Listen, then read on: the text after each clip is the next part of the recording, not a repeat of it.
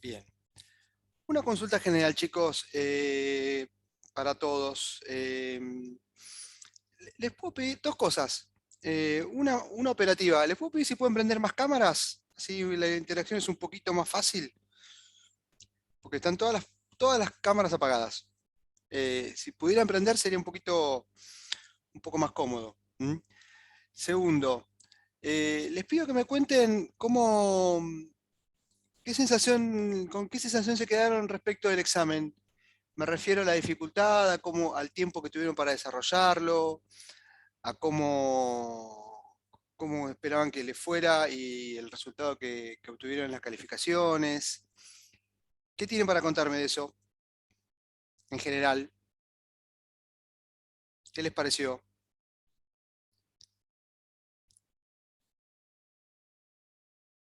¿Alguno que inicie? Yo esperaba un poquito más de costos. De temas Veía de yo que iba, costos, claro, algo así. Esperaba un poquito más. Pero después lo otro, bien. dentro de lo que te imaginabas. Sí. Pensá, a ver, un comentario para Lisandro y para todos en relación al comentario de Lisandro. Eh, Como se hace una selección de temas para habitualmente, ¿sí? Unas tres preguntas de práctica y un par de preguntas de teoría, eh, siempre hay cosas que no entran. No entran por una cuestión de espacio, digamos, ¿sí? Y entonces, siendo dentro del mismo conjunto de temas, lo más probable es que haya más espacio para costos, que probablemente aparezca un poco más en el segundo llamado.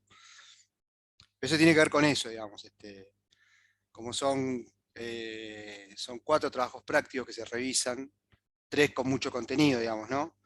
Siempre hay una selección ahí, digamos, un poco por eso, digamos. Digo, si trabajás con el trabajo el 4 creo que es el número, el de producción y costos. Si metiste producción, no te entra costos en práctica, probablemente.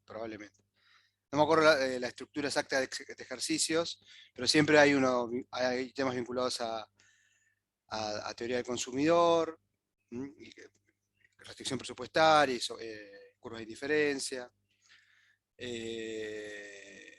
Siempre es muy probable que aparezca algo sobre equilibrio de mercado, elasticidad de las funciones, en teoría o en práctica, ¿no? Tenés después equilibrio del productor también, o para ver con costos de largo plazo. Hay para jugar ahí, porque la materia tiene mucho contenido, entonces nunca se termina de... Y nosotros mantenemos la opción, al menos en nuestras comisiones, de hacer un examen más o menos del estilo de como hacíamos en presencial, en cuanto a la distribución de partes, ¿no? De cuántas preguntas de práctica y qué tipo de preguntas, cuántas preguntas de teoría. ¿Mm? No, sí, eso está bien, ¿no? Yo me esperaba más que nada por eso, pero nada, un comentario nada más. No, pero es informativo, Lisandro, por favor, es para contarles cómo lo vamos armando. ¿Ya? ¿Alguna cosa más? Espero más comentarios, por favor. Alguien escribió por ahí que le pareció que estuvo bien el tiempo, pero bueno, a ver, no sé si quedó alguna cosa que no leí. El tiempo estuvo bien, puso Adriana. Bueno, pero si me pueden contar algo más, la dificultad, las Para mí, calificaciones que se esperaban.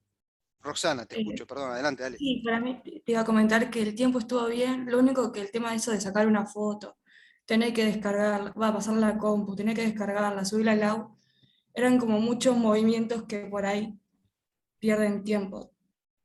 No sé si alguien más opina lo mismo, pero me pareció eso. Por ahí era más cómodo que no den un gráfico y, no sé, analizarlo. Sí, ahí tiene que ver con el tiempo eso probablemente. Como el tiempo no nos pareció corto, nos parecía más o menos bien, siempre siempre pensamos que es mejor ese camino, ¿sí? Lo que vos mencionás, Roxana, es parte de lo que hoy está en la modalidad de toma de examen final, porque por una cuestión de tiempo, a los chicos que han cursado en años anteriores, La estructura de los exámenes finales es con una parte en multiple choice, que tiene gráficos en los que se analiza, y después se pasa a un examen oral, a una parte oral, ¿sí? Entonces, y en la parte oral, la mayor parte de los profes les pedimos que traten de mostrarnos cómo llegar a un gráfico, digamos, cómo llegar a determinado resultado o mostrar determinada condición. Porque es parte de lo que intentamos evaluar. Hay un comentario respecto de subir archivos, digamos. Ahí, eso estuvo avisado desde tiempo antes y fue parte de las cosas que se charlaron en las clases previas con las profes de práctica. Es para insistir, para que lo traten de ver. Mientras tengamos modalidades de este estilo, va a ser así. Y probablemente en matemáticas también les toque hacer algo, puede ser que les toque algo parecido, dependerá. En matemática, no sé si en matemática 1, pero en matemática 2 es muy probable que les toque algo parecido en cuanto a tener que estar subiendo archivos, ¿sí?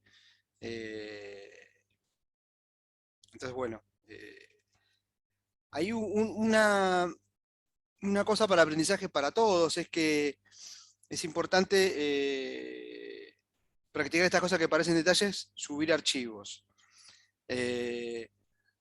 Otra cosa de recomendación, tener fotocopia del documento, digo, la fotocopia no, la foto del documento ya en la máquina de uno, digamos. Si es que uno trabaja sobre una compu, una notebook.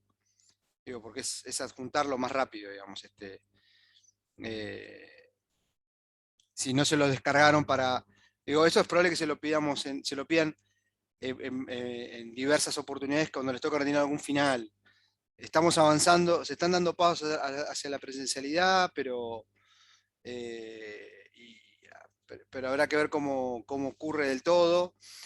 Seguramente haya versiones, como se dice ahora, bimodales para el año que viene, haya materias que tengan comisiones presenciales, comisiones con modalidad del estilo que estamos usando ahora. Entonces seguramente se repita el tener que recurrir a archivos guardados. Así que una sugerencia es que lo dejen ya, que se lo queden en su máquina. A ver, alguna cosa que escribieron que no pude leer. Bueno, lo que comentábamos. Hay Mauro, que comenta que no se esperaba tener que hacer gráficos. Eh, yo, a ver, justo ahí tuvimos un problema bueno, no, la semana anterior, en los días anteriores tuvimos la clase de repaso presencial.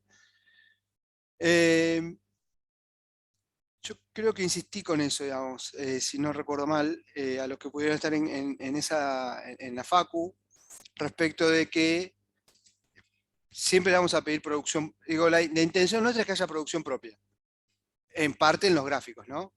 Como no da mucho tiempo para hacer desarrollo de respuestas, por ahí otras materias, no sé en administración, no sé, algunos de los que cursaron conmigo introducción sí lo tuvieron en parte, que es que en el examen haya que escribir, digamos. Preguntas de desarrollo se llaman esas. Bueno, es parte de lo que buscamos, digamos.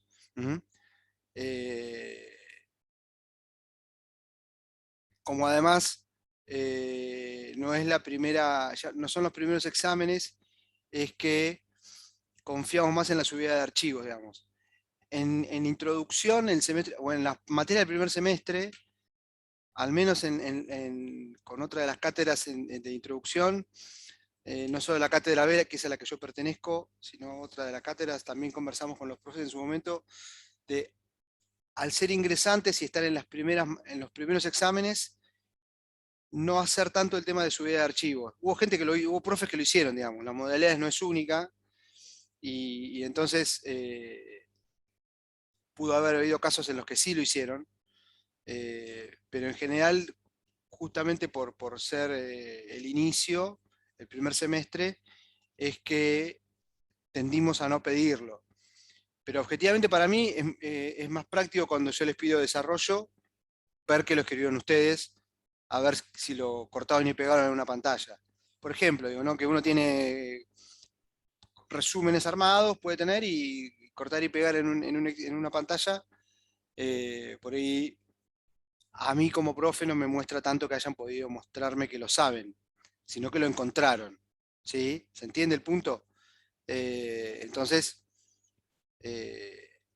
lo de los gráficos va a volver a ser así. Seguramente haya gráficos para hacer en todas las instancias que nos toquen evaluaciones. Sean escritas, sean completamente sobre el campus o sea con evaluación oral. Cuando o evaluación escrita en papel. En cualquiera de las circunstancias va a haber gráficos para realizar. ¿Sí? Por eso es que para Mauro y para todos, cuando les pasamos las presentaciones en PowerPoint referidas con distintos temas, una cosa que a mí me interesa que le presten atención dentro de lo posible es al armado de los gráficos. ¿Sí?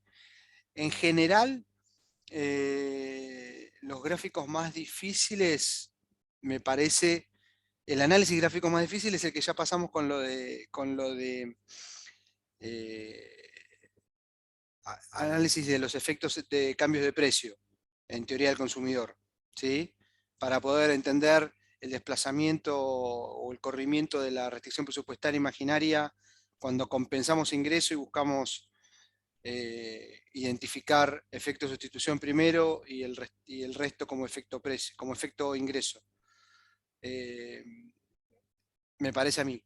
Después, otra cosa que nos interesa sobre los gráficos es que, en general, que identifiquen cuando hablamos de situaciones de equilibrio en igualdad de pendientes o pendientes iguales, y entender que un máximo de una función cuando la voy representando es algo que después en matemática 1 lo ven, pero lo ven más adelante en análisis matemático, que es el hecho de que, no sé, de que por ejemplo, si estoy preocupado por identificar puntos relevantes de las funciones de producción de corto plazo, una de las referencias es para poder graficar tentativamente, por ejemplo, cuando el producto marginal alcanza un máximo o cuando el producto medio alcanza un máximo. ¿Sí? Que eso me permite marcar, en algún caso, para identificar un punto en la gráfica, o en otro caso, para marcar etapas incluso. ¿Sí? O cuando el producto total alcanza un máximo. ¿Sí? Y si fueran mínimos, por ejemplo, cuando hablamos de costos, se pasa lo mismo. Una vez que aprenden que identificar un máximo o un mínimo de una función corresponde con un punto en el que la pendiente es igual a 0, y que cuando quiero hallar un punto con pendiente igual a 0, a la función particular que tengo, la tengo que derivar e igualar a 0 y despejar la cantidad que me da de la variable trabajo, por ejemplo, en el caso de producción. Bueno, ahí aprendieron una técnica que la pueden aplicar siempre, digamos, y que para cualquier otro caso que venga, ¿sí? Si yo les digo, o sea, les ponemos una función el ejemplo de una función de costo total de largo plazo, y le decimos, bueno, calcule el punto mínimo, para qué nivel de producción ocurre. En el largo plazo vieron que es costo, y en el eje horizontal tengo niveles de producción. Bueno, lo pueden hacer igualando con otras funciones, y en esa intersección es cuando se alcanza el mínimo para las funciones de costos, una función de costo marginal, pero también se puede hacer igualando a 0 la derivada de esa función. Son aprendizajes, son todos aprendizajes. Habrá cosas pequeñas técnicas de resolución de ejercicios que si las piensan, las van a reproducir o repetir aplicadas a otros casos en la segunda parte de la materia. ¿Sí? Respecto del examen, alguien, no llegué a ver el nombre, pero vi que me preguntaban si era Soledad, creo que decía, si va a ser similar. Sí, la estructura del examen es similar. La estructura del examen es similar, con mayor peso de la parte de práctica y un par de preguntas de teoría. En general, entiendo que más sencillas en complejidad. Puede haber preguntas más difíciles en teoría, pero como la materia, para sacar los exámenes, digo, como la materia es teórico-práctica y el mayor peso en este tipo de materias, catalogadas así, digo, es de la práctica, la mayor participación, la mayor parte de los ejercicios es de práctica, ¿sí? La, al contrario de Soledad, la parte teórica, entre comillas, que puede ser más difícil, la preguntamos en los finales, sean escritos, sean orales, sean con multiple choice y oral, con multiple choice y escrito, escrito presencial, y no hacemos en los exámenes finales de los alumnos regulares, los que sacaron la cursada, digamos, todos los que aprobaron la cursada como en los parciales, no preguntamos, no hacemos ejercitaciones, ¿sí? No hay ningún, salvo alguna cuestión muy puntual para poder identificar por ahí algún ejercicio que hemos armado, alguno de los profes del estilo, creo que lo que me comentaba Roxana fue, creo que comentaba sobre lo de identificar cuestiones en gráficos o situaciones o condiciones en gráficos, que por ahí uno tiene que, por ahí, algún pequeño calculito para identificar si determinado valor corresponde a determinada situación, de precio o de cantidad o de cantidad de uso de factores, alguna cosa muy puntual. No tomamos ningún desarrollo en los finales de ejercitaciones, ¿sí? Ni de mostrar los cálculos, simplemente por ahí algún pequeño calculito mínimo que puede estar o no escrito para identificar determinada situación o para marcar determinada situación, pero no, justamente por eso es que la estructura de los exámenes es del estilo que tomamos, con más peso de práctica que de teoría, y la teoría un poco más difícil la preguntamos en los finales, en las evaluaciones que vienen después, digamos, de los parciales. A ver si me perdí alguna consulta por acá que pueda comentar. Va a ser parecido al recuperatorio. A ver. No, Mauro, no era para que... perdoname si sonó como reto, ¿eh? No quería para nada eh, comentarlo así, digamos. Y no lo tomé como una queja, sino como un comentario que para reforzar cosas que venimos diciendo y que, bueno, nos parece que vale la pena reforzar. Bien, gracias, Mauro, gracias. ¿Alguna otra cosa? ¿Alguien que se quedó algo sin comentar? ¿Que le parezca que suma, que aporta? Te iba a consultar si para el segundo parcial podemos hacer otra clase de consulta presencial o no. Seguramente, sí, seguramente. Ahí lo que tengo que ver un poco la cuestión de agenda, de calendario de temas, ¿sí? Porque hay algún tema, quiero programar, porque por ahí si podemos vamos a tratar de hacer un par de clases, no solo una clase. La semana previa perdón, el martes previo perdón, Roxana, ¿me estabas hablando respecto del recuperatorio o de los contenidos del segundo parcial?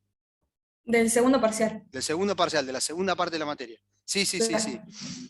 No sé A- qué a- día a- serían, ahora no me acuerdo. no me acuerdo ahora exactamente, pero es sobre noviembre, sobre la última semana de noviembre, casi seguro. Ahí hay siempre un día que nos cae medio, que a veces nos desordena un poco porque es el día del empleado no docente, eh, a fines de noviembre, que es un asueto particular de la universidad, ¿sí? De la UNLP, digamos. Pero creo que no me acuerdo este año, si lo tengo, si lo encuentro rápido. Creo que es el 24, profe, porque 24 matemática, o 25. 24 o 25, ok. sí. Bien, sí. Ese martes vamos a tener seguramente clase de repaso presencial. Sí podía, pero como nos falta todavía un poquito, sí puedo organizar, me gustaría presentar alguna otra clase un par de semanas antes por ahí, de algún tema particular, ¿sí? O usarlo para ir repasando cosas, pero sí, vamos a tener seguro. Eso seguramente lo podamos organizar. De hecho, una cosa que a nosotros no nos afectó tanto porque un aviso que van a ver, probablemente, no sé si se va a llegar a implementar en estos días, pero sí en noviembre. Cuando digo estos días, digo, estoy pensando en las dos primeras 2 o 3 semanas de octubre, ¿sí? Pero una cosa que están evaluando hacer en la Facu para facilitar el ingreso, y uno de los casos que tuvieron en cuenta fue el nuestro, que a las 8 de la mañana se juntaron 40 y pico de chicos ingresando. Es que probablemente haya algún esquema de QR que se autogenere para cada uno de ustedes, para cada uno de nosotros, digamos. Yo no por el AU24, pero vía AU24. Se está evaluando cómo que cada uno tenga su QR en el teléfono, digamos. Su QR de identificación contra su legajo y las fotos cargadas. Así que por ahí, eso es un aviso, por otro lado, digo, una cosa que me enteré en la Facu por una reunión de trabajo que tuvimos ayer, que probablemente haya algún esquema del estilo para facilitar los movimientos en la facultad, ¿sí? Para el ingreso, para trámite, para todo lo que haya para hacer.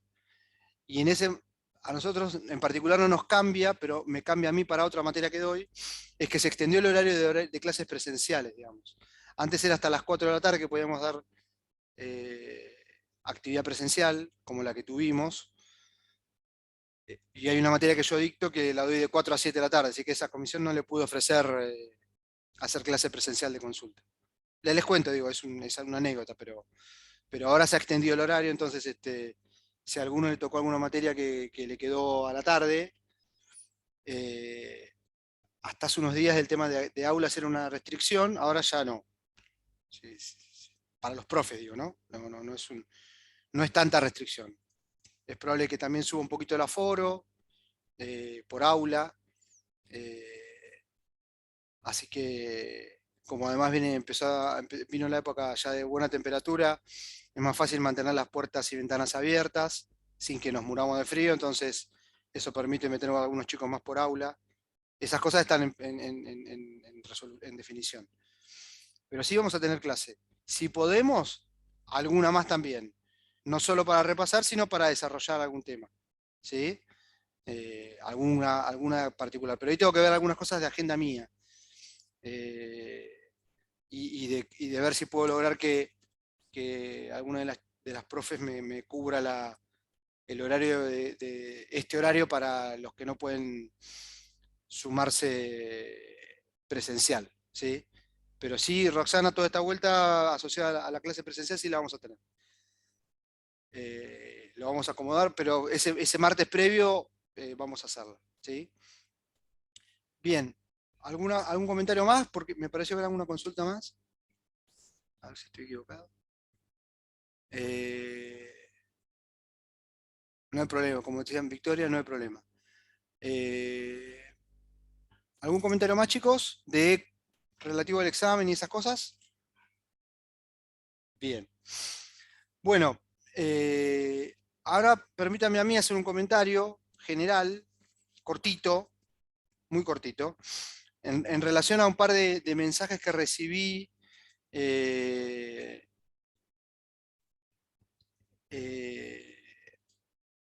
día del examen o al día siguiente del jueves que fue la evaluación. Mensajes de cierta queja, ¿sí? por cómo había sido el examen.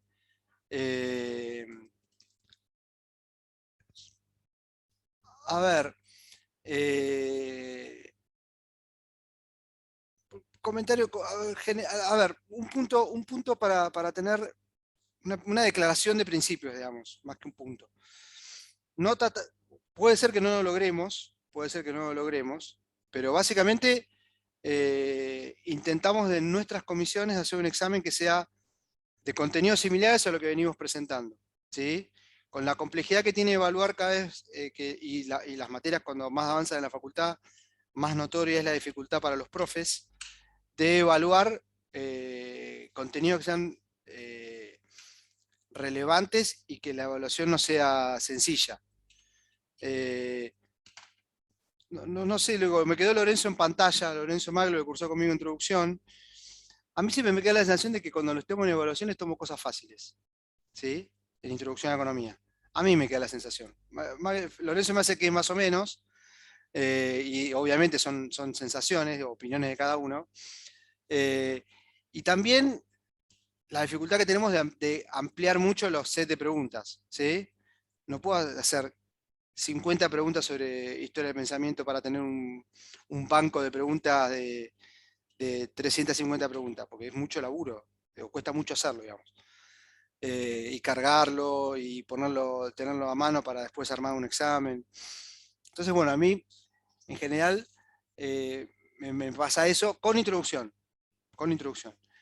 Que yo tengo una modalidad una modalidad, no, una cantidad de temas que dictamos un poco diferente a otras comisiones. Entonces, no es tan fácil compartir contenidos y tipos de preguntas.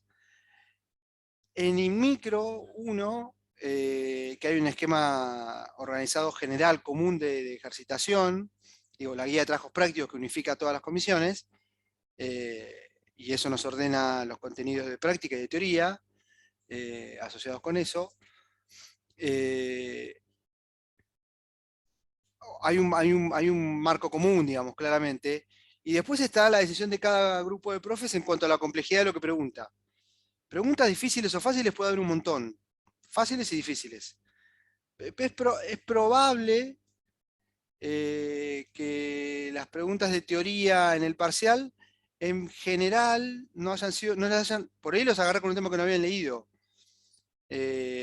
Supongan, puede pasar tranquilamente, ¿no? Uno estudia algunos temas los deja medio flojos y bueno, no los puede repasar y justo te preguntan de eso, digamos.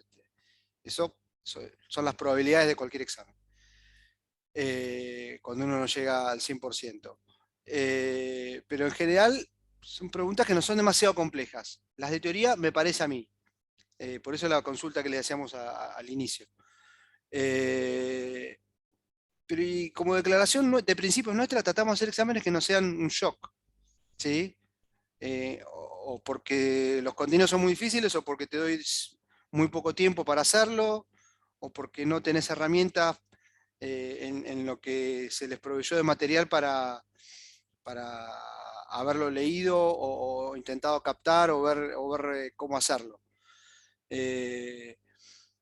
Y después, eso en términos de cómo intentamos, con qué espíritu intentamos armar los exámenes. Y lo digo porque creo que se los conté, y si no se los conté, se los comento ahora.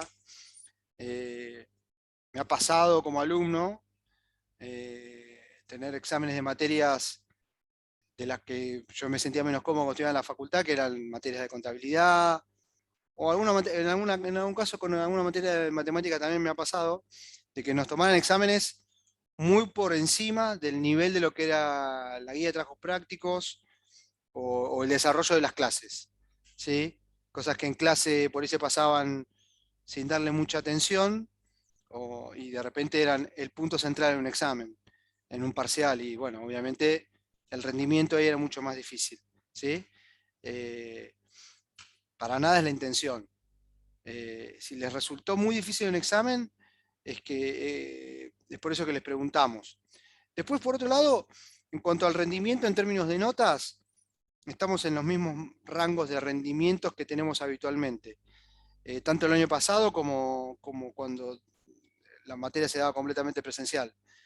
Entonces, por ese lado, más allá de cómo se intentó armar, el rendimiento en promedio es similar al de siempre.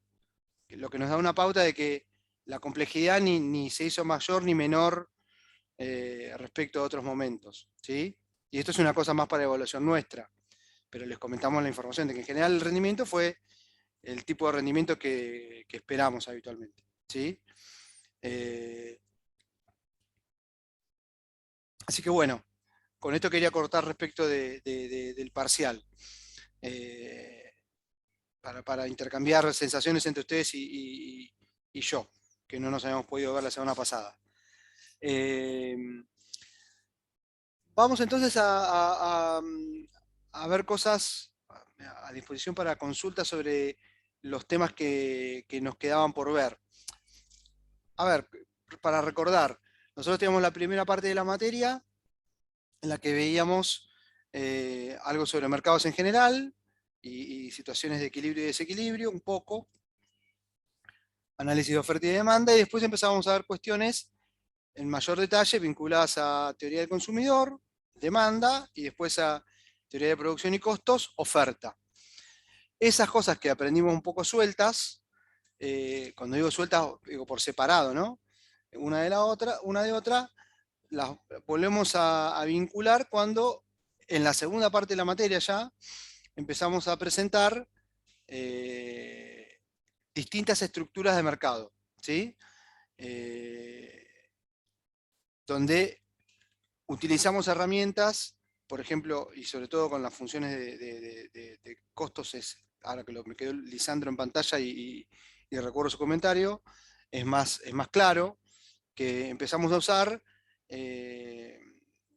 las funciones no solamente, digo, pero usamos mucho las funciones de costos para identificar distintas situaciones en los mercados.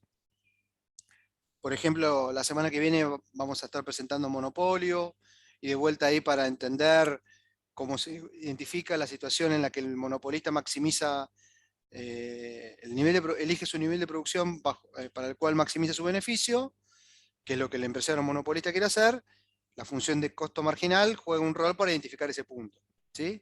Entonces, entender el comportamiento, la forma, la correcta gráfica y por qué se mueve así la función de costo marginal, que primero baja y después sube, es decir, alcanza un mínimo y empieza a subir, es algo que nos interesa señalar. Y que tiene que ver con lo que ya aprendimos o vimos en el trabajo práctico 4, ¿sí? Con costos.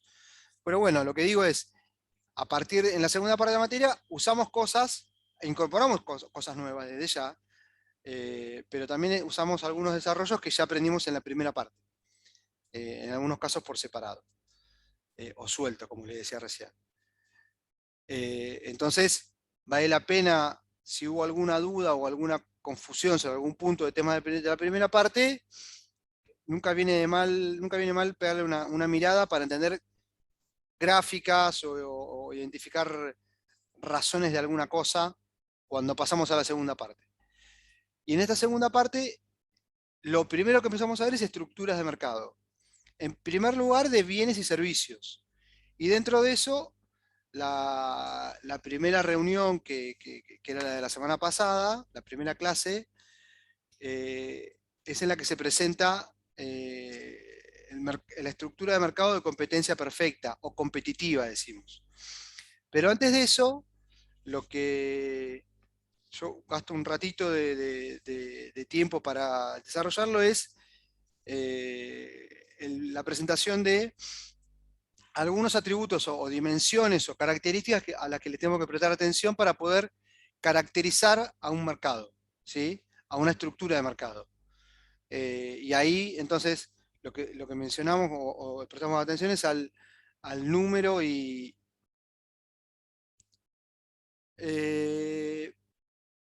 capítulo de libro. A ver, ¿me permiten Ahí hasta ver? el capítulo 6, creo. Subido en La el última vez que campus. vi. Sí. No puedo, ahora que estoy grabando no puedo minimizar. Me entró la duda, puede ser, ¿eh? Puede ser. Bueno, lo resuelvo ahora cuando terminamos, ¿sí? Lo reviso y si me faltó subir. Sí, hasta el 6, profe. Ok. Bueno, gracias por el aviso. Gracias por el aviso. Gracias por el aviso, chicos, disculpen. No me di cuenta. Perdón, aprovechando un segundo, un pequeño corte, aprovechando el paréntesis sobre el tema de campus. El recuperatorio es la semana que viene, si no recuerdo mal, del primer parcial, ¿no? Sí, ¿no? ¿Alguno que me ayude? Es la semana que viene, ¿no? Sí, creo que sí. Sí, Sí, el 14. el 14. Es claro, el 14. Hasta ese día voy a dejar los videos, porque ya estoy llegando a un límite de capacidad de almacenamiento para poder subir al aula, ¿sí? Eh, entonces, después del 14 les voy a pasar un aviso para que alguno, si necesita guardarlo, lo guarde, se los baje. Pero después del 14 voy a dejar los videos de la primera parte, o sea, hasta el primer parcial los voy a bajar, ¿sí? No los puedo dejar todo el semestre, por una cuestión de capacidad, de la cuenta en la que están alojados los archivos, del drive en que están alojados los archivos, y el peso que tienen los audios, los videos. Las notas a los pocos días, dentro de lo posible, siempre en el curso de la semana siguiente, ¿sí? En general intentamos hacer eso, en general. No, profe, te pregunto la nota del parcial, porque no la tengo todavía. La nota del parcial, comisión, yo creo que estaban subidas todas, ¿eh? Tipo, me aparece la revisión, pero no me aparece la nota. Ok.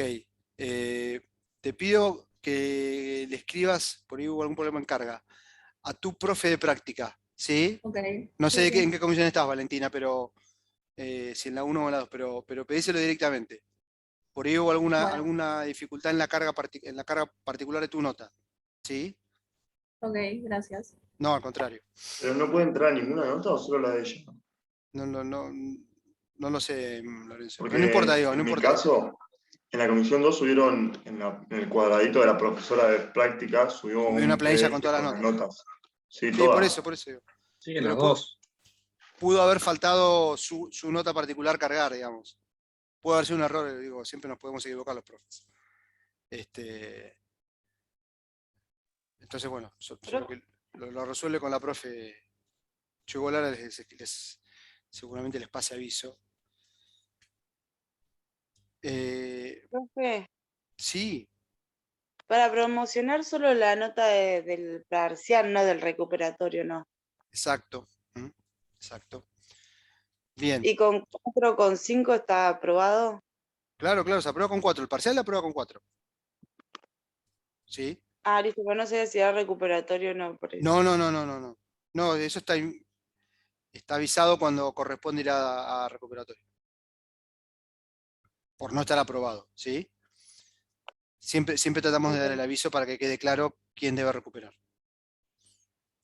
Bien. Entonces, me quedo para subir archivos pendientes de los capítulos del libro. Ahí, por las dudas, les pido, si alguno tiene chance de mirarlo, en AU24, si en la parte general, por fuera de nuestras comisiones, en lo que se ve de la cátedra, digamos, no están subidos por las dudas, pero igual yo los voy a subir para nosotros, pero si no están subidos los capítulos del libro, pero por las dudas, pero si alguno lo ve. Pero lo voy a completar, digamos. Bien, cerramos el paréntesis. Y gracias por los avisos para que no quede nada pendiente. Lo que decíamos es, para caracterizar cualquier tipo de mercado, lo que miramos es el número y el tamaño, el tamaño relativo de los participantes. Siempre se habla de participantes grandes o pequeños o medianos respecto al mercado. Ahí habrá que ver qué es lo... Gracias, Bárbara. Gracias. No, entonces, nada. Me confundo yo con las otras cosas que hacemos en otras materias. Sí, me olvidé de subirlos. Lo subo ni bien cortamos.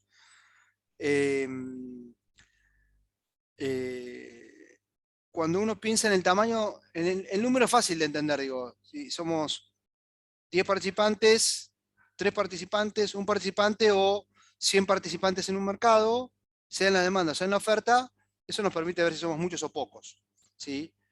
O uno en el extremo. Cuando hablamos del tamaño, habrá que ver cuál es la métrica más lógica o más más práctica, pero uno puede pensarlo en términos de proporciones respecto de las ventas o respecto de la producción. A veces puede ser respecto de la facturación, habrá que ver, digo, pero siempre habrá alguna métrica contra la cual uno podrá decir soy grande o pequeño respecto del total, ¿sí? O respecto del mercado. No es indispensable que haya muchos participantes, perdón, no alcanza con decir que no es suficiente con decir que hay muchos participantes para decir que un mercado es competitivo. Cada participante además tiene que ser pequeño, ¿sí?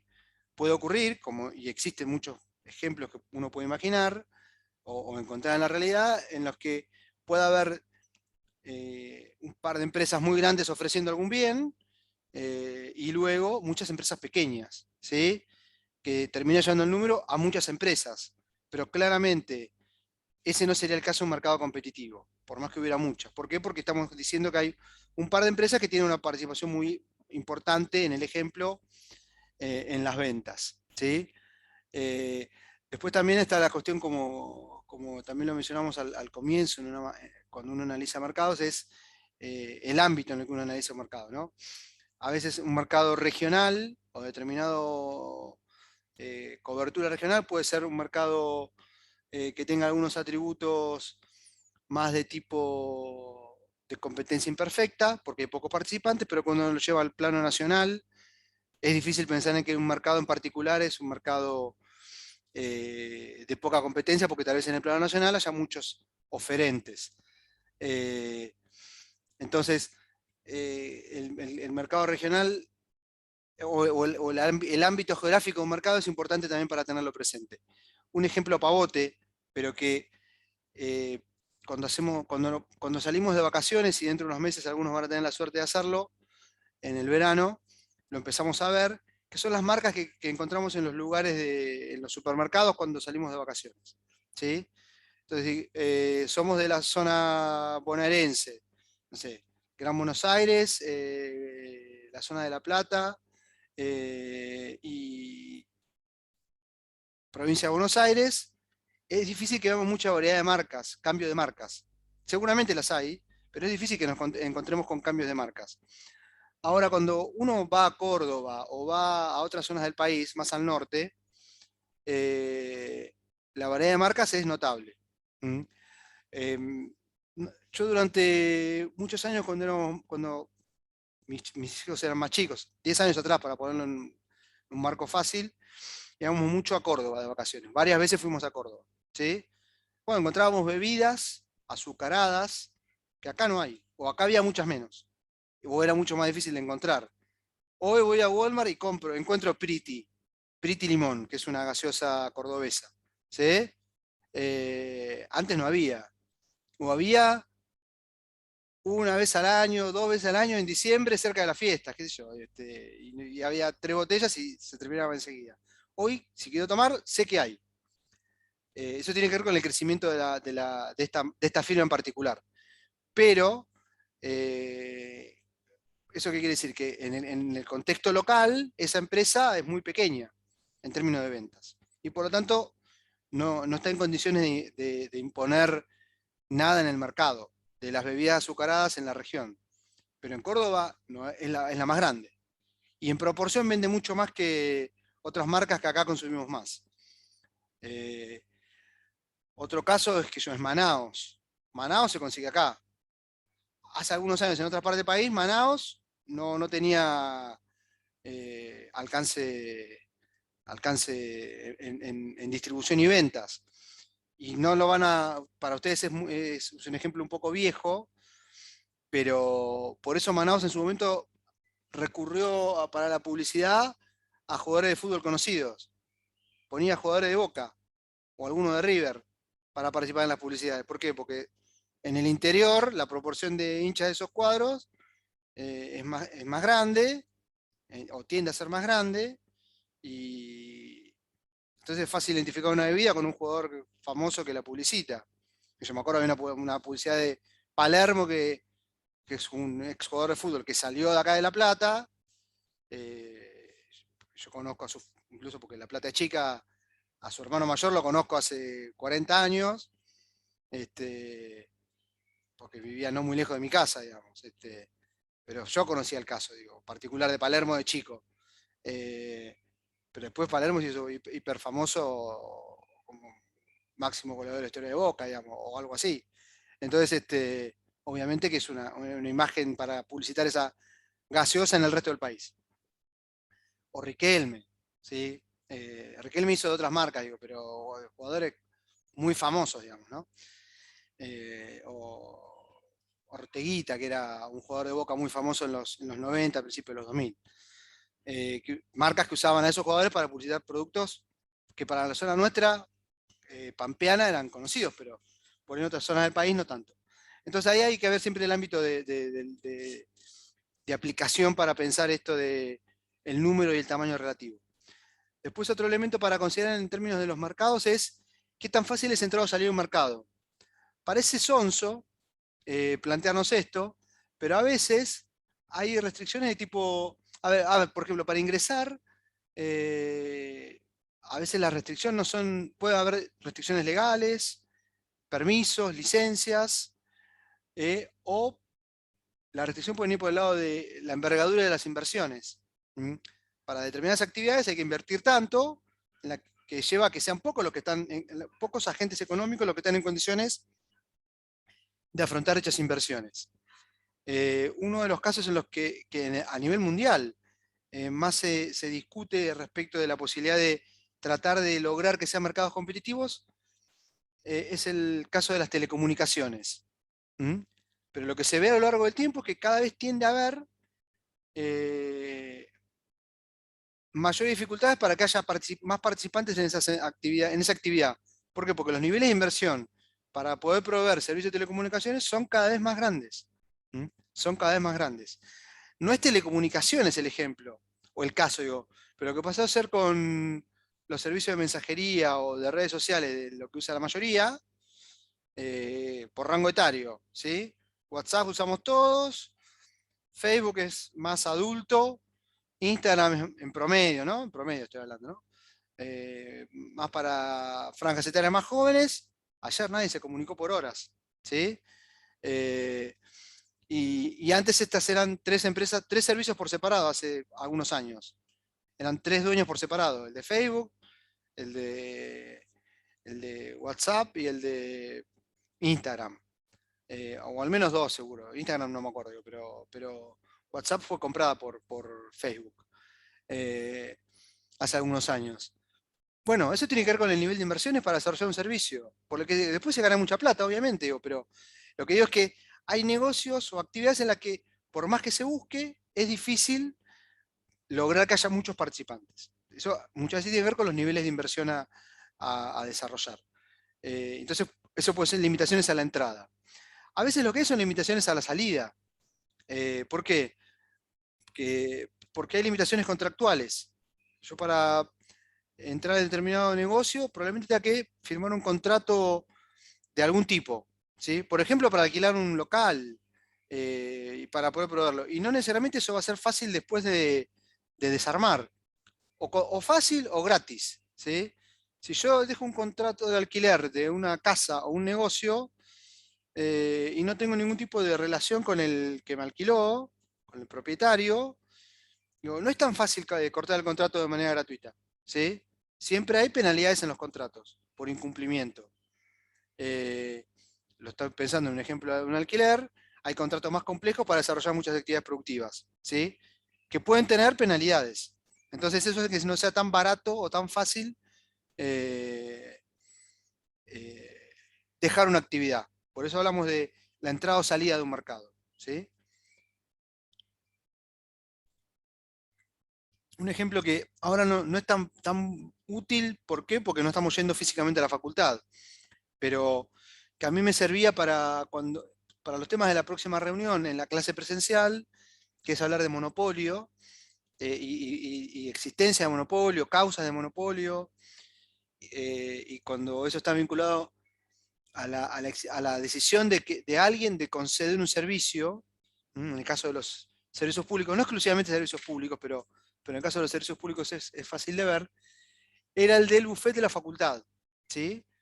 y que nos había pasado en algún momento que el concesionario del buffet de la facultad, que es un servicio único, o era un servicio único, a pesar que no es un servicio que tenga atributos de monopolio, sino que en particular en el caso de la facultad se había decidido tener un solo proveedor de servicio de buffet.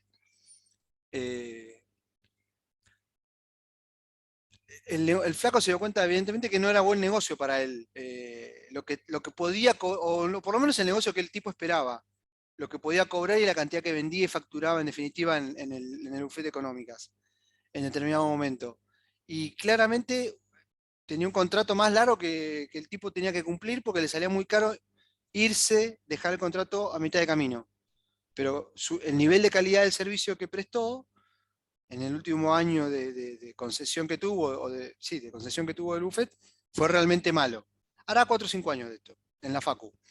Entonces ahí entra un debate, cuando hay uno que es el que ve, yo soy el dueño del espacio, y te digo, bueno, explotá determinado servicio bajo determinadas condiciones, pero no te vayas porque te mato con el contrato, con la cláusula de salida, te cobro caro si te vas. Para promover que el tipo no se me vaya a la primera dificultad económica que tenga, yo como dueño del espacio. Pero en el medio pasó que el tipo tuvo un mal negocio, le costaba mucho irse, no hubo acuerdo para rescindir y la pagamos los consumidores con un mal servicio. ¿Se entiende? Digo, las dificultades que tienen los contratos a veces para entender la posibilidad de salida de un negocio. ¿Sí? Entonces, bueno, es un tema que entra para considerar estructuras de mercado. Y eso condiciona estructuras de mercado, si hay muchos o pocos. Después, obviamente, el tipo de bien, bienes homogéneos y bienes heterogéneos, eso lo explicamos. Me permiten hablar de cosas que son fáciles de diferenciar o no. Lo homogéneo es difícil de diferenciar. Y si yo no me puedo diferenciar mucho de lo que vende otro, es difícil que tenga algún atributo que me haga a mí me dé la posibilidad de poder cobrar mejor o más. Y tratar de ganar más plata yo, como vendedor de eso. ¿Sí? Si yo tuviera que cobrar por las clases de microeconomía, ¿qué me convendría? ¿Decir que soy igual, que todos los profes somos iguales y que dictamos igual y que es indistinto con quien vayan? ¿O me convendría decir que yo soy el mejor? Y lograr convencerlos de eso de alguna manera. Porque les voy a cobrar algún monto por clase a cada uno. Bueno, seguramente trate de convencerlo de que soy el mejor. Y después tengo que demostrarlo, obviamente, ¿no? Pero tengo que crearme la reputación, tengo que diferenciarme de alguna manera. Para eso habrá un montón de cosas que poder hacer. Pero el punto es que, si yo quiero cobrar, a mí no me conviene decir que soy igual que el resto. ¿Sí? Nada.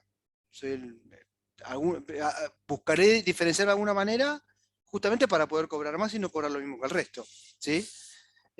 O algo que me convenga a mí. Buscar alguna situación alguna combinación de las decisiones que tomo como proveedor de un servicio, en este caso clases de una materia de microeconomía, que me permitan mejorar o tener mejores ingresos. ¿Sí? Entonces ahí el tema del tipo de bien es relevante para poder identificar mercados o qué esperamos respecto de determinado mercado. Y el otro punto era el tema de la información o lo que se denomina el nivel de transparencia en un mercado. ¿Qué tanto fluye la información o qué tanto está disponible? Y eso es relevante tanto para los demandantes como para los oferentes. Entre sí, entre demandantes, cuando alguien, en un mercado en el que hay poca información o la información está concentrada, habrá demandantes que puedan tener mejores contactos para enterarse de ofertas o de oportunidades en determinado mercado. Y lo mismo para proveedores. Habrá proveedores que, no siempre es tan fácil que todos los proveedores tengan la misma información respecto de las condiciones de producción, la disponibilidad de factores, de insumos, el precio de los mismos, las condiciones para operarlo, la tecnología disponible, la mejor tecnología recomendada para determinar desarrollo de actividades productivas, lo que fuera. Digo, hay un montón de información que no necesariamente fluye fácilmente. Y cuando no fluye fácilmente, eso le da poder al que tiene información en contra del que no tiene tanta información. Entonces, esto que ahora parece un poco abstracto, bueno, después vamos a presentar más adelante algunos casos en los que las diferencias de información pueden hacerla jugar a favor o en contra de uno u otro en un mercado, ¿sí? Esto lo vamos a ver en 4 clases, calculo yo, si no me equivoco. 4 o 5 clases. Cuando mencionamos algunos temas vinculados a aspectos económicos de poseer o no poseer información, ¿sí? Solo para pensarlo, para pensar el ejemplo, digo. Si ustedes tuvieran que contratar un seguro médico y ese seguro médico lo somete a preguntas, pero no exámenes presenciales o físicos, sino a una declaración jurada sobre su estado de salud. Y ustedes por otro lado se enteran que si vos tenés una peor condición de salud, es probable que te cobren más, que te cobren una cuota más alta en ese seguro médico, justamente para cubrirse ese seguro médico de que vos pases del riesgo a concretar la enfermedad y tener que pagar por la enfermedad, porque justamente estás contratando un seguro. Vos como posible cliente de ese seguro, ¿declararías tu verdadero estado de salud? ¿Dirías que sos fumador? ¿Dirías que sos alcohólico, que tenés malos hábitos alimenticios, que no te cuidás?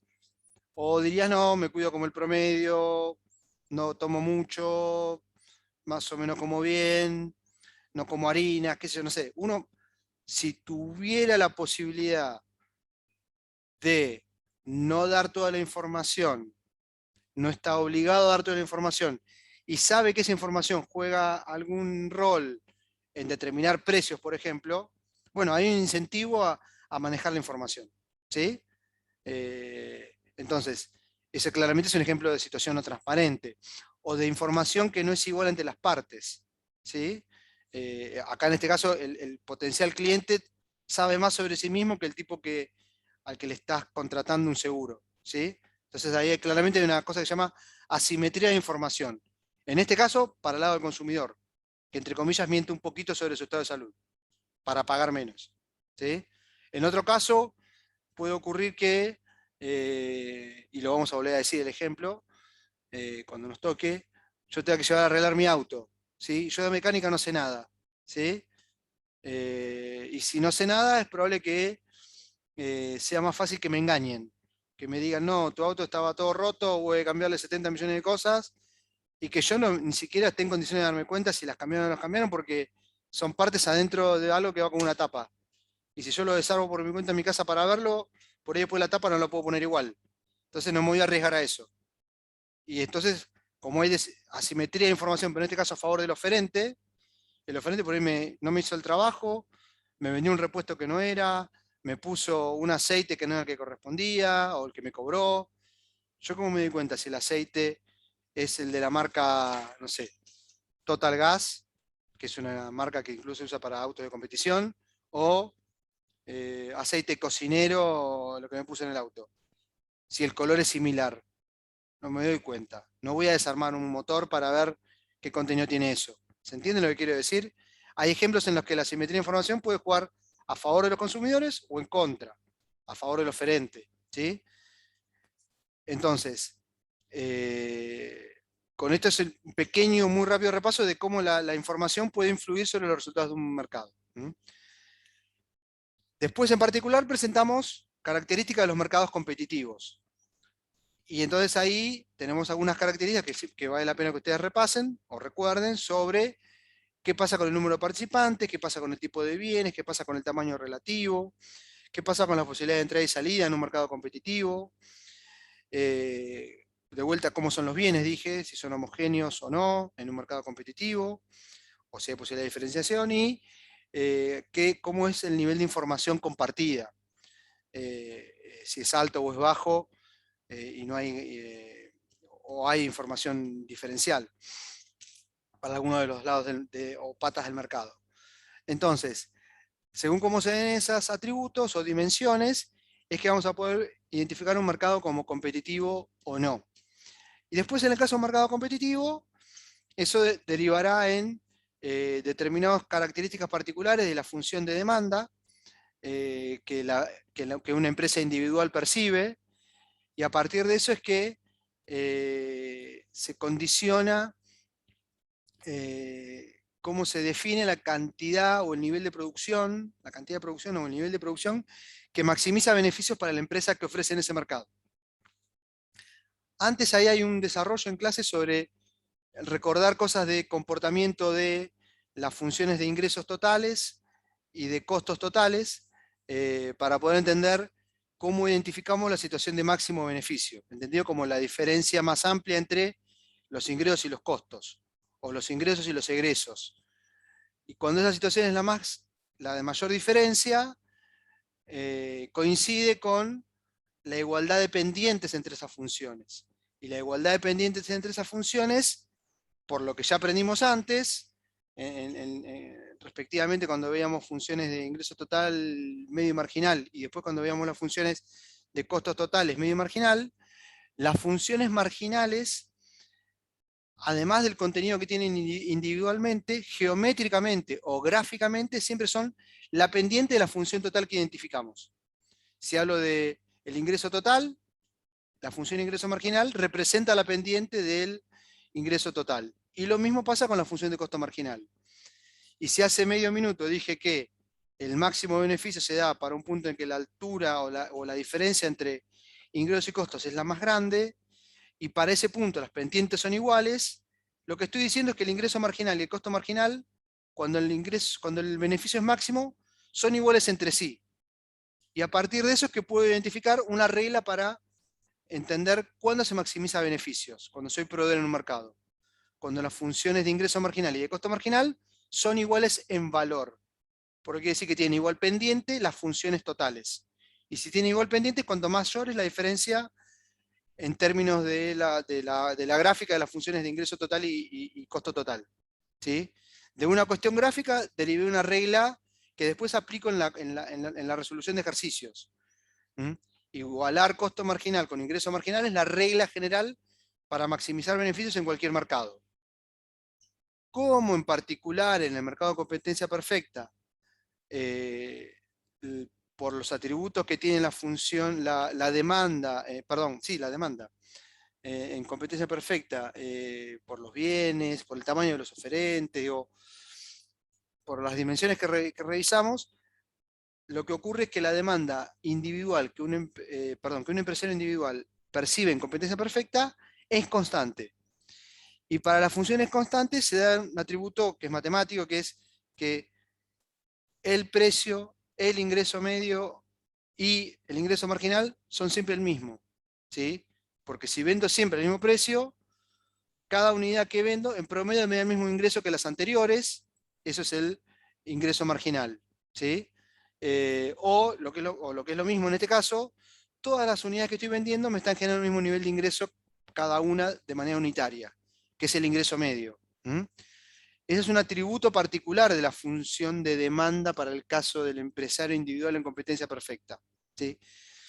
Y entonces, eso lleva a que la regla general, ingreso marginal igual a costo marginal, para encontrar la cantidad que maximiza beneficios, cambia a que la regla en competencia perfecta es precio igual a costo marginal. ¿Por qué? Porque el ingreso marginal lo puedo reemplazar por el dato de precio.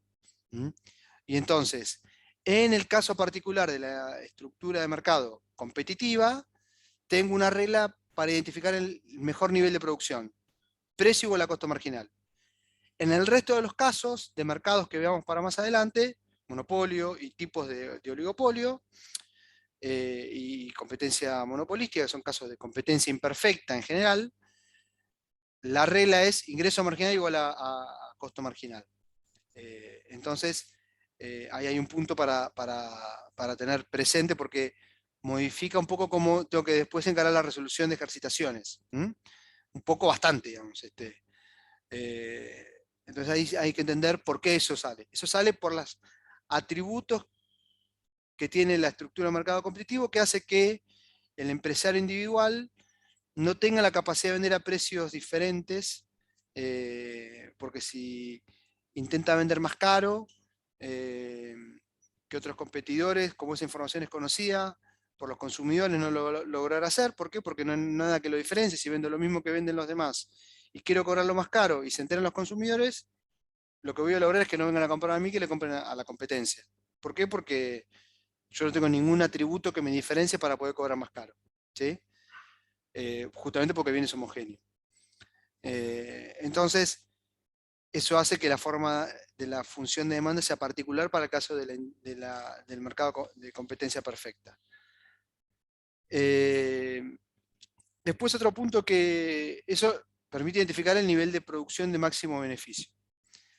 Una situación que también presentamos es la posibilidad de que existan pérdidas. Y ahí lo que discutimos un ratito en clase es por qué puede ocurrir que me convenga, aún perdiendo a corto plazo, quedarme un tiempo produciendo para ver si puedo resolver mi ecuación de costos en general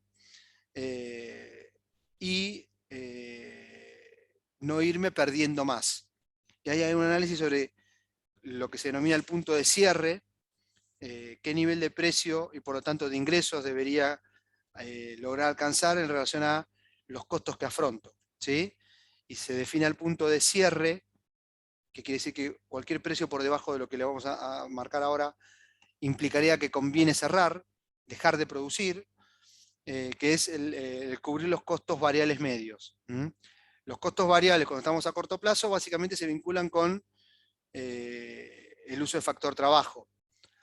Entonces, lo que quiere decir eso es que mientras yo a corto plazo logre cubrir mis gastos salariales y los de tener abierta mi local o mi fábrica, aunque no cubra los costos de capital, me conviene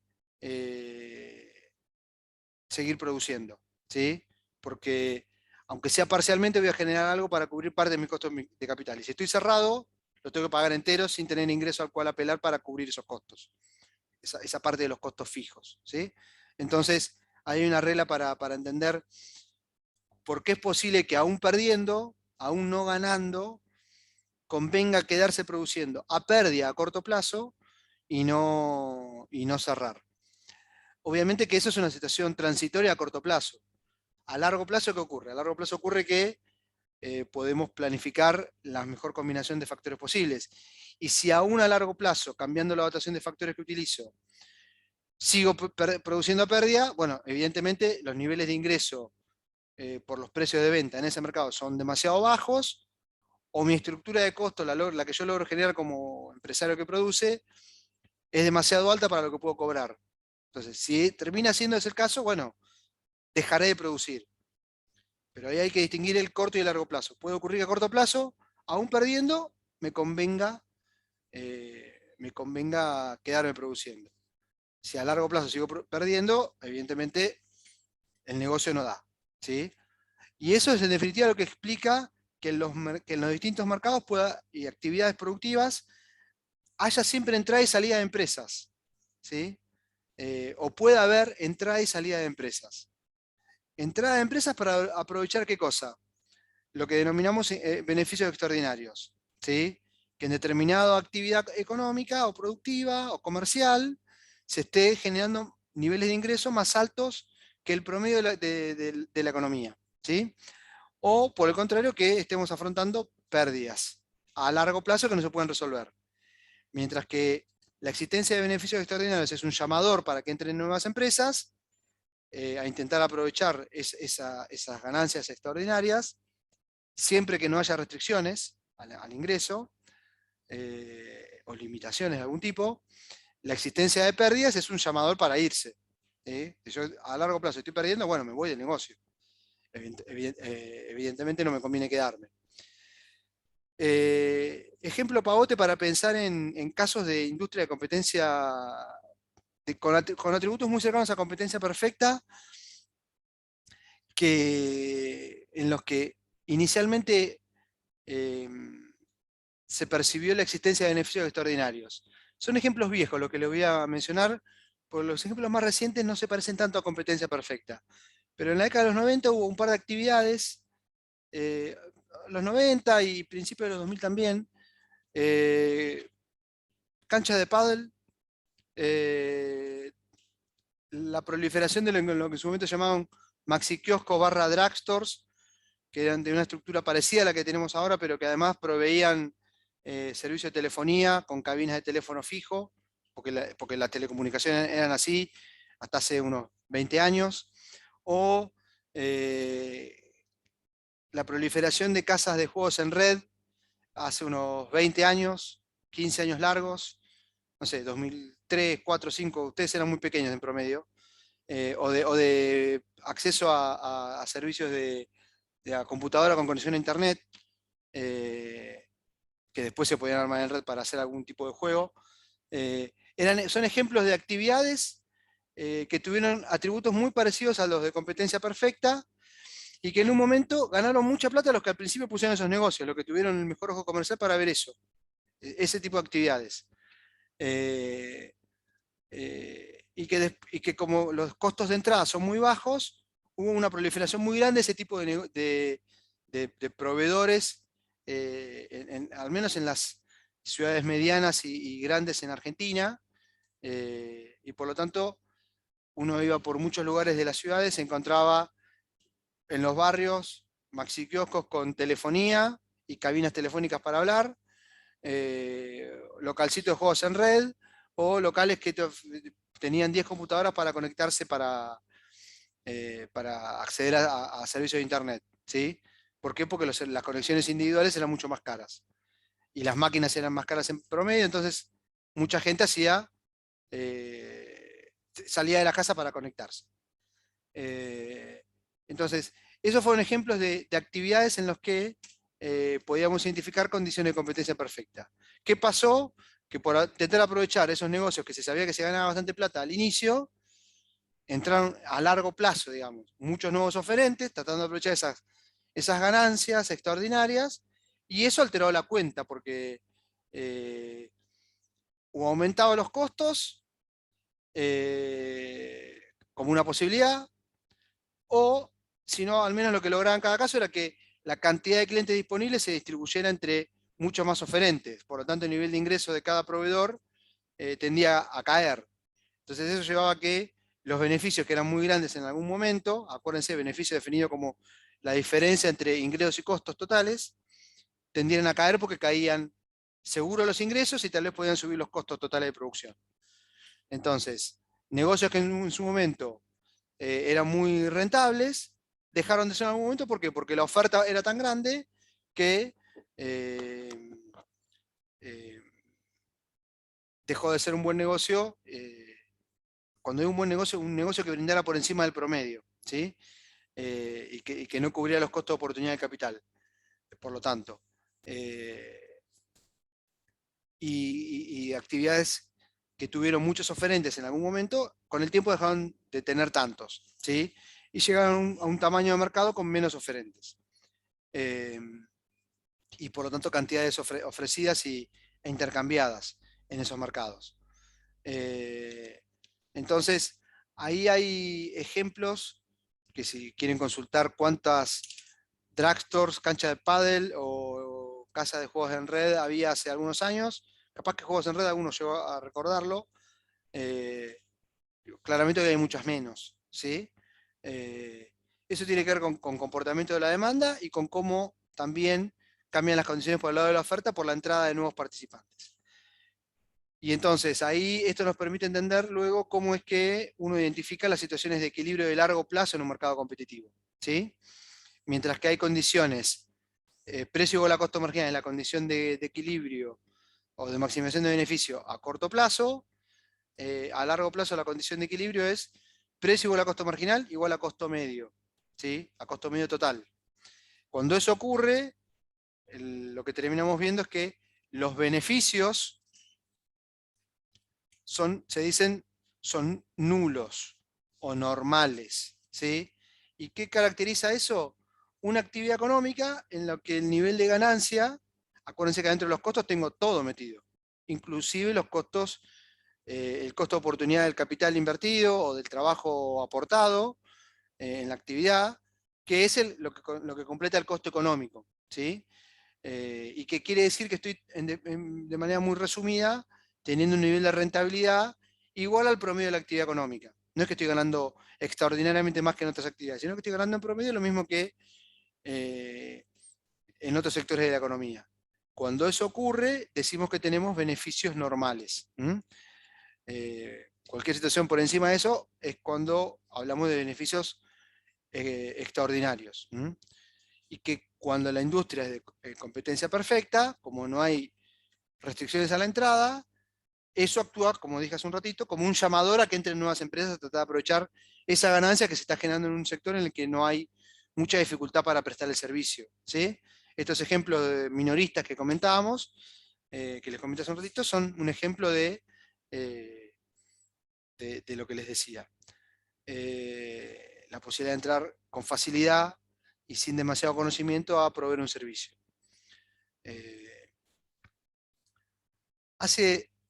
También es un ejemplo viejo, pero hace algunos años, unos cuantos años, estoy pensando en la década de los 70, en los 80, los 90, parte de los 2000, lo que había en torno de las facultades, porque había mucha dificultad de acceso a material bibliográfico, era una enorme cantidad de casas de fotocopiadoras. ¿Sí? Hoy hay muchas menos. ¿Eso qué me dice? Que el tamaño de ese mercado se achicó. En un momento había tanta oferta de fotocopias que el precio de la fotocopia era algo por lo que se competía bastante, y obviamente contribuyó a la reducción del precio de las fotocopias a los que los estudiantes podíamos acceder. Estoy pensando en la década de los 90. Entonces, en varias cuadras alrededor de la facultad, recuerden también que estaba, o les cuento, digo, no solo la Facultad de Derecho estaba en la zona, sino que también estaba todo lo que actualmente son facultades que están allá pasando el bosque, Humanidades y Psicología. Antes Psicología era una carrera dentro de Humanidades, hoy son 2 facultades, una enorme cantidad de alumnos, que también eran estudiantes que circulaban por calle 48, 6 y 7. Lo que hoy es el Karakachov era la sede de la Facultad de Humanidades. Entonces la cantidad de clientes que había para fotocopias era enorme, ¿sí? Y la dificultad que tenía la mayoría para acceder a libros era también muy grande. Conclusión, todo el mundo vivía de fotocopias. Ejemplos de industrias o de actividades comerciales que tenían mucho de competencia perfecta, ¿sí? Esperen un segundito. No sé si se escucha, pero tengo perros ladrando en el patio de mi casa. Bien. Después, la otra clase, digo, esto es el repaso rápido de los temas de la clase. ¿Se entendió el contenido? ¿Se entendió qué se quería buscar? ¿Surgieron dudas, cosas que no se entendieron? En lo que está en la clase grabada, en lo que dije yo en estos minutos. ¿Consultas, preguntas, dudas? Sí, profe, se entendió. Gracias, Nicolás. ¿Fue? Para mí quedó claro. Bueno. Gracias, entonces. Hay un punto para prestar atención para próximas reuniones, pero no solo para eso, sino para cuando encaren el estudio de los temas, que es que habitualmente tratamos de distinguir condiciones de corto plazo y condiciones de largo plazo. Puede haber condiciones de corto plazo que no se sostengan en el largo plazo, ¿sí? En el corto plazo puede ser que tengamos beneficios extraordinarios o pérdida. Les dije que por distintas razones eso no se sostiene en el largo plazo, en el mercado competitivo, ¿sí? Y tendemos a una estructura de mercado en la que se sostienen aquellos que tienen, que acceden a beneficios normales, ¿sí? Básicamente por las características del mercado de competencia perfecta, o de estructura competitiva.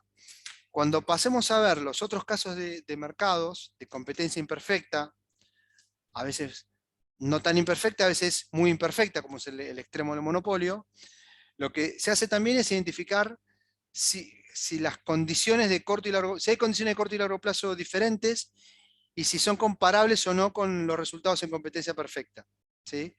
Una cosa que vamos a tratar de entender es a cuánto accedemos en términos de cantidades intercambiadas los consumidores en un mercado de competencia perfecta versus los otros casos, ¿sí? Y a qué precios, ¿sí? Vamos a tratar de comparar eso, porque las cantidades y los precios, ¿qué nos permiten ver?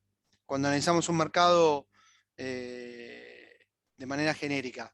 Nos permiten interpretar o imaginarnos al menos, y poder interpretar de alguna manera, el nivel de bienestar que se alcanza en esos mercados.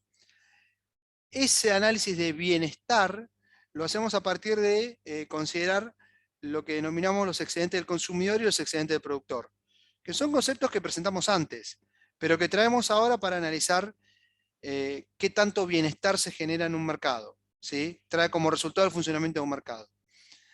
Una de las cosas que enfatizamos y que es parte de lo que está al principio en la clase de esta semana, es que decimos que los mercados competitivos son los que maximizan el bienestar de los participantes del mercado. ¿Por qué? Porque son los que maximizan el tamaño en los mercados competitivos de los excedentes del consumidor y los productores, o de los consumidores y los productores, perdón. Entonces, lo importante es ver que los mercados competitivos, cuando actúan libremente y pueden alcanzar la situación de equilibrio de igualdad entre oferta y demanda, que ya aprendimos antes, que incluso muchos de ustedes aprendieron en la introducción, para entenderla como la situación de equilibrio, ahí se entendía a la situación de equilibrio en términos de si había escaseces o excedentes. Es como lo presentábamos en la introducción, generalmente. Sin ningún comentario adicional o sin ningún concepto adicional. Caracterizamos eso como una situación de equilibrio a partir de que entendemos que cuando se igualan oferta y demanda, y por lo tanto todo lo que se compra a ese precio, y nadie que quiera comprar a ese precio se queda sin comprar, y lo mismo pasa por el lado de la oferta, es decir, que no hay ni excedentes ni escaseces. Lo que decimos es que es de equilibrio justamente porque no hay nada que nos saque de ahí. Una vez alcanza esa situación, si no cambian las condiciones o los otros factores determinantes de la oferta y la demanda, esa es una situación de equilibrio, la igualdad entre oferta y demanda. A partir del cruce gráfico entre la función de oferta y demanda, para identificarlo. Lo que agregamos nosotros en microeconomía es que además esa es la situación, la mejor situación posible.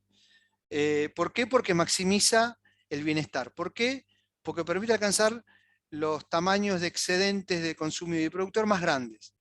Y cualquier situación que nos saque y nos lleve a situaciones de sobreproducción o de subproducción respecto de la igualdad entre oferta y demanda, se consideran situaciones no deseables. ¿Por qué? Porque terminan reduciendo el tamaño o la magnitud de los excedentes de consumidor y de productor. Y si reducen el tamaño de esos excedentes, en definitiva están afectando el bienestar de al menos alguna de las partes en esos mercados, ¿sí? Entonces, lo que tenemos en la segunda clase, que es la clase de esta semana, en la segunda parte de la clase, digo, para comentar rápido, es que puede haber situaciones que ocurren en los mercados, en la realidad, que terminen alejándonos de las bondades de los mercados en términos de los mercados competitivos, en términos de maximizar el bienestar. ¿Qué situaciones pueden ser esas?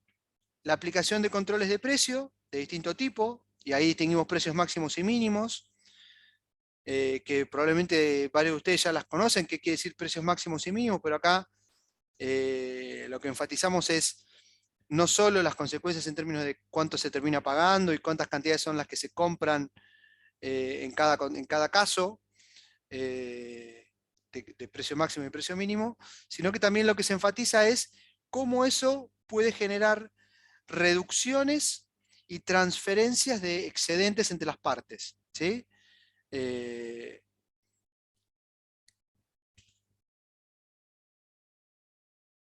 Entonces, si yo pienso en un precio máximo, que es un precio por debajo del que sería el precio de equilibrio, un precio tope que limite el precio que los productores pueden cobrar, claramente los que pierden en esa situación son los productores, y pierden en términos de ingresos, en términos de cantidades vendidas, del precio al que venden, y por lo tanto del excedente que logran generar. Y hay, de manera incompleta, de manera no del todo resuelta, por algunas cosas que podemos agregar, pero hay una transferencia de parte del excedente de los productores a los consumidores, porque justamente la medida de precio máximo busca favorecer a los consumidores. Hay algo que reduce el tamaño, habrá que ver para los consumidores si la situación neta particular para la demanda es mejor o peor que antes de poner el precio máximo, y eso surge de comparar lo que se pierde versus lo que se gana respecto de la situación sin control de precio para los consumidores. Puede ocurrir que los consumidores estén en términos particulares o en términos por separado de los productores estén mejor o pudieran estar mejor. Y eso va a depender, como lo mostramos en la clase, de qué tanto ganan y pierden con la definición de precios. Pero el conjunto de la sociedad como tal, entendido como la suma de las dos patas del mercado, o las dos partes del mercado, termina perdiendo cuando hay controles de precios. Máximos, como decíamos recién, o en el caso de precios mínimos. En el caso de precios mínimos, que son precios por encima del nivel de equilibrio, lo que claramente entendemos es que si terminamos pagando más alto y teniendo menores cantidades consumidas porque el bien vale más caro o el bien o servicio se tornó más caro por la decisión de regular un precio por parte del gobierno y poner un precio más alto que el de mercado, los consumidores perdimos ahí, ¿sí? ¿Y en qué lo vemos? En definitiva, en que perdemos bienestar porque perdemos excedente consumidor. Porque pagamos más caro y compramos menos. Bien, eso no quiere decir que los productores puedan no estar mejor. Es probable, o es posible, perdón, no necesariamente probable, pero es posible que los productores de manera aislada o separada puedan estar mejor. No todo lo que el gobierno quisiera que estén, porque el gobierno cuando pone la regla de precio mínimo, quiere que los productores vendan todo lo que pudieran, lo que quisieran a ese precio, de manera de lograr aumentar los ingresos. Pero bueno, ahí mostramos por qué la medida de control de precios aislada es insuficiente para ese objetivo, de aumentar los ingresos de los productores, pero puede ocurrir que al menos parcialmente su situación con control de precio sea un poco mejor que antes, ¿sí? Medido eso a través del excedente del productor. ¿Por qué? Porque la medida justamente buscó favorecer a los productores. Pero en el conjunto, o para el conjunto de los miembros de la sociedad, el control de precios mínimos también implica pérdida de excedente que hace que en el resultado neto para la sociedad implique la existencia de alguna pérdida de bienestar que llamamos pérdida social o pérdida social irrecuperable. Justamente porque hay niveles de excedente que se pierden.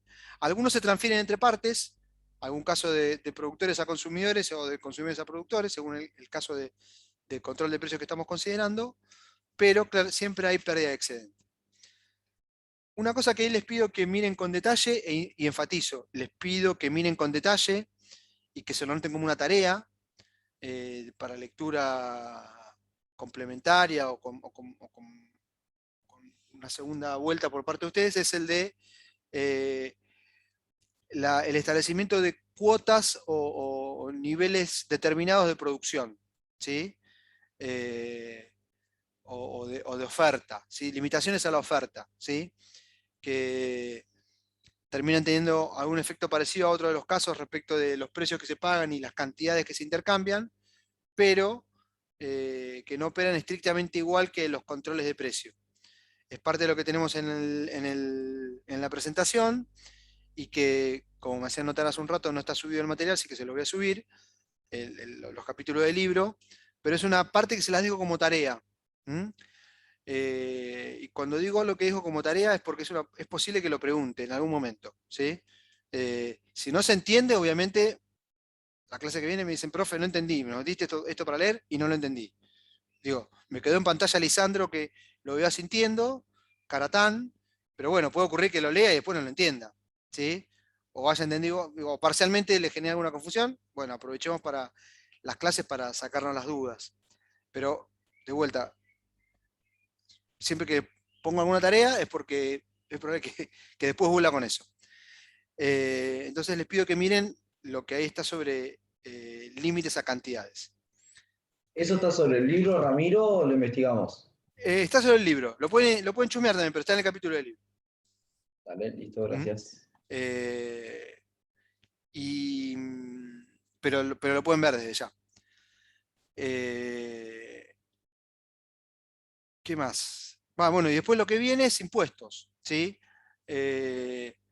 Y ahí la intervención del Estado no es buscando afectar los precios a los que compran los consumidores o a los que venden los productores, sino que el Estado por alguna decisión de necesidad por alguna necesidad de financiar su gasto público, tiene que generar justamente ingresos. Las mayores fuentes de ingresos en general son los ingresos tributarios o impositivos, a partir de que el Estado es el que puede imponer tributos, y ahí estamos usando imponer impuesto, tributo, tributario, ahí estamos combinando semánticamente lo mismo. Es el Estado el que tiene capacidad de cobrar para financiar gastos para el común, ¿sí? Bien, lo que mostramos en la clase es que eso no tiene, que eso no es inocuo en términos de los resultados en un mercado, sino que justamente tiene efectos sobre el funcionamiento de los mercados. Cuando hablamos de la incorporación de impuestos, ahí lo que se busca mostrar en un primer lugar es que, sea como sea la incorporación de impuestos, siempre hay un efecto sobre el nivel de precio y de las cantidades. Por incorporar impuestos, los precios tienden a subir y las cantidades intercambiadas tienden a ser menores. Más allá de cómo tienda a armarse el impuesto en la práctica. Habrá impuestos que son impuestos sobre las ventas o que van más sobre el lado de la demanda. Habrá impuestos que van más sobre el lado de la oferta, o que la operatoria de cobro pegue más a uno que a otro.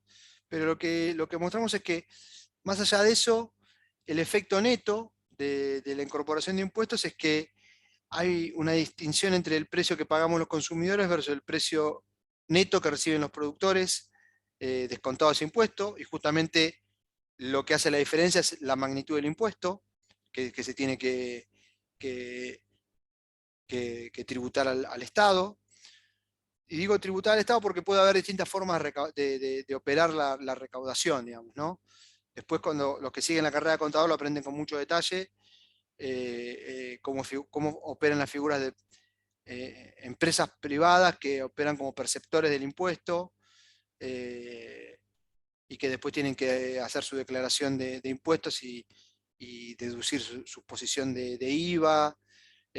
Ahí termina viendo cómo el vendedor recauda con el precio completo que pagamos los consumidores, pero después hay una parte que la tiene que transferir al Estado porque el Estado le pasó parte de la tarea recaudatoria al privado, pero eso opera con mecánicas de débitos y créditos en los saldos que opera cada uno de los proveedores con la autoridad impositiva.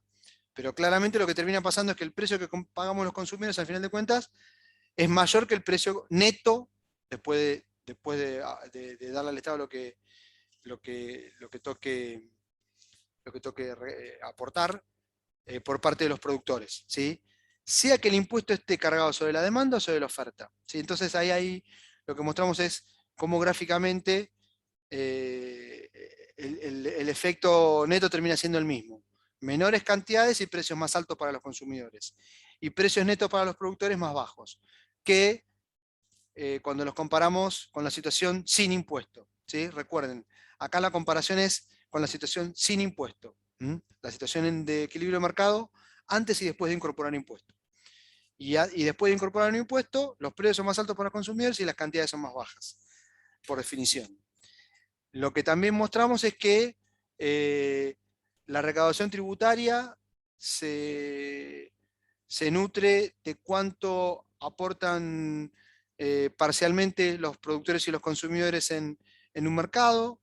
Eso sale de sus excedentes, y que después además hay una pérdida irrecuperable que nadie se apropia por la incorporación del impuesto. Hay una pérdida de excedentes que ninguna de las dos, que el Estado no logra recuperar. Hay una parte de los excedentes que los consumidores y los productores perdemos cuando se incorpora un impuesto, que justamente son la recaudación impositiva. Entonces, los perdemos los agentes privados participando en un mercado con impuestos, o en el que se cobran impuestos, pero es apropiado por el sector público. De todas formas, los impuestos generan un costo social irrecuperable que el Estado no puede apropiarse. Después, con eso, lo que mostramos, y ahí hay varias diapositivas relativamente similares para enfatizar, es cómo esa recaudación tributaria, que claramente implica una transferencia de bienestar entre agentes privados y el Estado, esa recaudación tributaria puede pegar o afectar más, o cargarse más sobre alguna de las partes del mercado, ¿sí? Sobre la oferta y la demanda. Y entonces ahí lo que tenemos es una presentación del análisis de lo que es la distribución de la carga tributaria. Y el análisis, la intuición que hay que tener presente ahí es que va a aportar más a la recaudación impositiva aquel lado del mercado que tenga menor elasticidad precio comparada con la otra parte, con la otra pata del mercado, ¿sí? Y entonces después lo que tenemos son el análisis de casos intermedios y casos extremos. Pero la parte del mercado que es más inelástica o que tiene menor elasticidad precio, y eso recuerden, lo podemos aproximar visualmente por la pendiente de la función que estemos considerando de oferta y de demanda.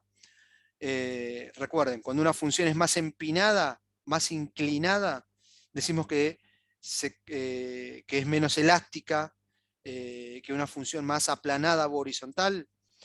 Entonces, cuando alguna pata del mercado, una parte del mercado, es más inelástica respecto del otro, esa parte inelástica del mercado, sea la oferta o sea la demanda, es la que más va a terminar aportando del total de la recaudación.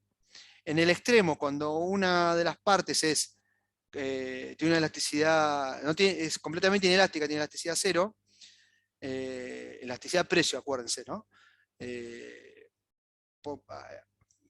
Lo que le termina pasando es que termina cargando con todo el impuesto, ¿sí? Yo creo que se los comenté, digamos, pero sí se los tengo que haber comentado. Yo soy diabético insulino dependiente, ¿sí? Lo que hace que no tenga capacidad, por una cuestión fisiológica, no tenga capacidad de sustitución de la insulina que incorporo de manera artificial inyectándome en el cuerpo. No tengo otra alternativa. No tengo pastilla, no tengo nada que me permita generar insulina por mi cuenta. Desafortunadamente, mi cuerpo está en una situación en la que ya no hay forma que genere insulina.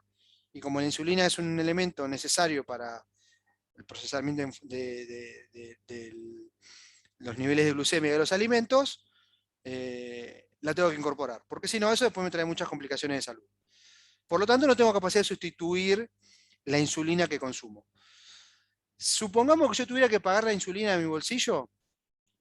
Si fuera ese el caso, y se le cobra un impuesto a la insulina o a los medicamentos de ese estilo, todo el aumento de precio que ese nuevo impuesto, o ese impuesto que se incorpora, o ese aumento de impuestos que hubiera, genera sobre el precio de la insulina, la termino pagando yo, como consumidor. ¿Por qué? Porque soy completamente inelástico, porque no tengo capacidad de sustituir ese producto por otro. ¿Por qué? Porque no tengo alternativa por una cuestión fisiológica, ¿sí?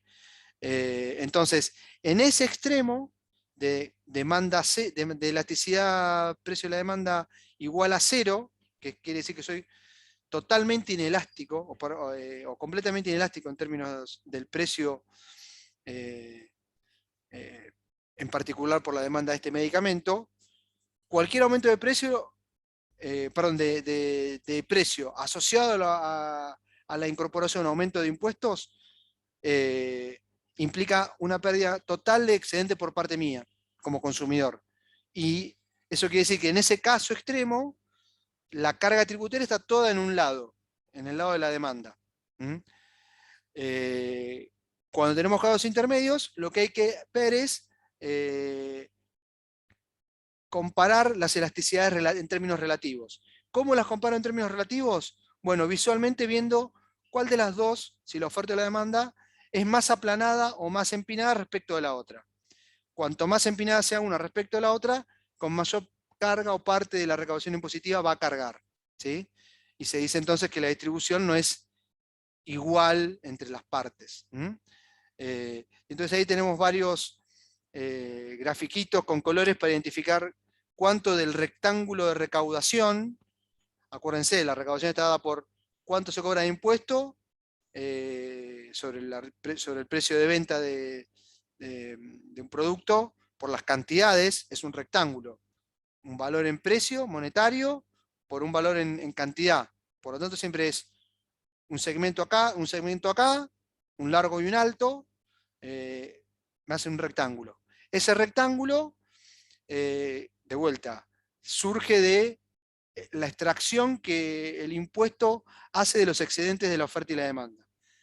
Según cómo son la oferta y la demanda en términos de sus pendientes y por lo tanto sus elasticidades de precio, es que podemos ver que de ese rectángulo, cuando lo descomponemos en respecto a la situación original o inicial, podemos identificar qué parte del mercado aporta más.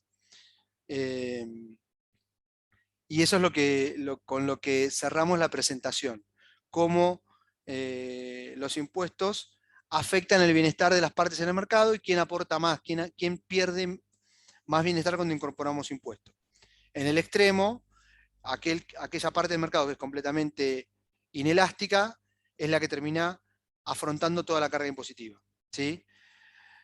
Acá lo presentamos primero en términos gráficos, después con una formulita de cálculo, porque son los ejemplos, es lo que utilizamos luego para el cálculo en alguna ejercitación. De vuelta, les pregunto, para ir terminando, porque ya nos quedan poquitos minutos, si se entendió o no se entendió, si tiene mucha complejidad. Reitero o enfatizo, hay que quedarse para entender cómo viene el tema de a quién le cae el impuesto, hay que quedarse con la intuición esta. Aquella parte del mercado que es más inelástica en términos de precio, es la que va a cargar con más parte del impuesto, ¿sí? Siempre. Esa es una pequeña regla de memoria o de intuición para incorporar. Prefiero que sea más de intuición que de memoria, ¿sí? Para poderlo aplicar. Pero bueno, les consulto si se entendió o no se entendió, si generó muchas dudas. ¿Qué me cuentan? ¿No me cuentan Se nada? entendió, se entendió. Después te digo en la práctica cómo me va, pero en teoría se entiende. ¿Sí? Lo entiendo, lo escuché a Lorenzo. ¿Alguno más? ¿Se entendió? Oriana me dice que se entendió. Bueno, presten la atención, chusméenlo, porque son de los temas que, como están sujetos a diversos posibles casos, es un típico tema de las cosas, estos efectos sobre el bienestar de controles de precios y de la incorporación de impuestos, son típicas cosas que se preguntan en exámenes. Más que todo en exámenes finales, ¿sí? En evaluaciones finales. ¿Por qué? Porque está sujeto a la presencia de variantes, ¿sí? Y como está sujeto a la presencia de variantes, permite hacerlos pensar un poquito. Por eso es que les sugiero entre las posibilidades que le presten atención a estos temas. Si no hay consultas, nos vamos despidiendo.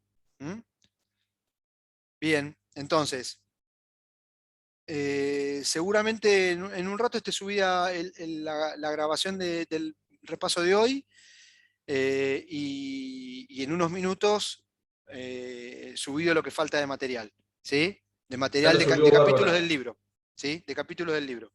De lo que tenemos hasta ahora y de lo que viene. Voy a tratar de subir varios de los que vienen. Voy a ver si, tal vez tenga que bajar alguno de los primeros, de vuelta, por una cuestión de espacio, pero de capacidad. Pero voy a subir lo que falta, ¿sí? Gracias por avisarme eso. Bueno, nos estamos viendo la semana que viene, chicos. Saludos, profe. Cuídense. Después les paso el aviso de cuando subo la próxima clase. Hasta la próxima.